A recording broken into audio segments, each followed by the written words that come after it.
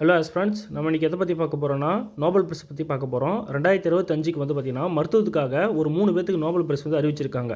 இந்த Nobel prize வந்து யாருடைய நினைவாக வழங்கப்பட்டு வருதுனால் சர் ஆல்பர்ட் வெப் நோபல் டைனமோ கண்டுபிடிச்சாருங்களா, அவருடைய நினைவாக தான் வழங்கப்பட்டு வருது. மருத்துவ நோபல் பிரைஸ் 1901 வழங்கப்பட்டு வருது. அதுபடி 2025 பார்த்திங்கன்னா 3 பேருக்கு நோபல் பிரைஸ் வந்து வழங்கப்பட்டு வருது. யாருன்னு பார்ப்போம். மேரி பிரன்கோ, பிரெட் ராம்ஸ்டெல் மற்றும் ஷிமோன் சகாகுச்சிக்கு வந்து 2025ஆம் ஆண்டுக்கான நோபல் பரிசு அறிவிச்சிருக்காங்க. இதுக்கான பரிசு தொகை பார்த்திங்கன்னா இந்திய மதிப்பில் கிட்டத்தட்ட ரூ 10.41 கோடி. எதுக்காக நோபல் பரிசு கொடுத்துருக்காங்கன்னா புறநோய் எதிர்ப்பு சகிப்புத்தன்மை தொடர்பான அவர்களின் கண்டுபிடிப்புக்கு தான் வந்து 2025க்கான நோபல் பரிசு வந்து 3 பேருக்கு கொடுத்துருக்காங்க. ஸோ ஞாபகம் வச்சுக்கோங்க. 1901லேருந்து 2025 வரைக்கும் கிட்டத்தட்ட 232 நோபல் பரிசு பெற்றவர்கள் வந்து இருக்காங்க. கிட்டத்தட்ட அவங்களுக்கு 116 டைம் வந்து நோபல் பிரைஸ் வந்து வழங்கியிருக்காங்க. அப்போது 232 பேர் வாங்கியிருக்காங்க, 116 முறை வந்து கொடுத்துருக்காங்க. இதோட சுருக்கமான உண்மையை வந்து பார்ப்போம். ஆல்பர்ட் நோபல் அவர்களால் நிறுவப்பட்டது. முதலில் 1901 வழங்கப்பட்டது. கிட்டத்தட்ட 6 பரிசு பிரிவுகள் வந்து இருக்குது.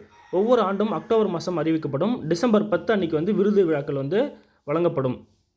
அப்போது 6 பிரிவு இருக்குது. அக்டோபரில் அறிவிப்பாங்க, டிசம்பர் 10ஆம் தேதி வந்து வழங்கப்படும். அடுத்ததாக 2023ஆம் ஆண்டுக்கான நோபல் பரிசு கட்டலின் கரிக்கோ மற்றும் ட்ரூ வைஸ்மன் கோவிட்-19க்கு எதிரான பயனுள்ள mRNA தடுப்பூசி உருவாக்க உதவிய நியூக்ளியோசைடு அடிப்படை மாற்றங்கள் தொடர்பான அவருடைய கண்டுபிடிப்புக்கு 2023 ஆண்டுக்கான நோபல் பரிசு கொடுத்துருக்காங்க. யாருக்கு? கட்டலின் கரிக்கோ, ட்ரூ வைஸ்மன். கோவிட்-19க்கு ஆப்போசிட்டு mRNA வந்து உருவாக்கியிருக்காங்க. அடுத்து 2024 வந்து பார்த்திங்கன்னா விக்டர் அம்ரோஸ் மற்றும் கேரி ரூவ்கன். சரிங்களா? விக்டர் அம்ரோஸ் மற்றும் கேரி ரூவ்கன் மைக்ரோ RNA கண்டுபிடிப்பு மற்றும் டிரான்ஸ்கிரிப்ஷனல் மரபணு ஒழுங்குமுறையில் அதன் பங்கிற்காக வந்து அவங்களுக்கு கொடுத்துருக்காங்க.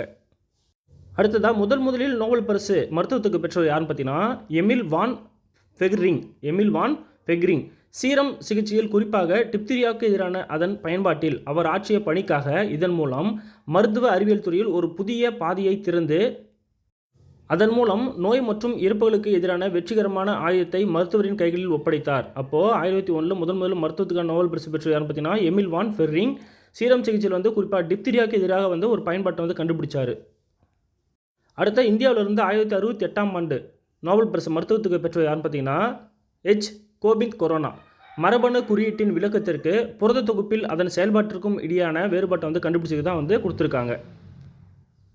அப்போ இந்தியாவிலேருந்து மருத்துவ நோபல் பரிசு பெற்ற யாருன்னு பார்த்தீங்கன்னா கோவிந்த் கொரோனா 1968.